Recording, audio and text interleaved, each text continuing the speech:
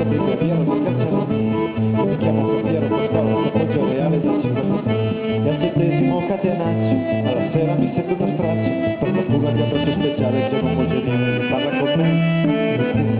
Tramoni, briganti, papponi, collusi da me.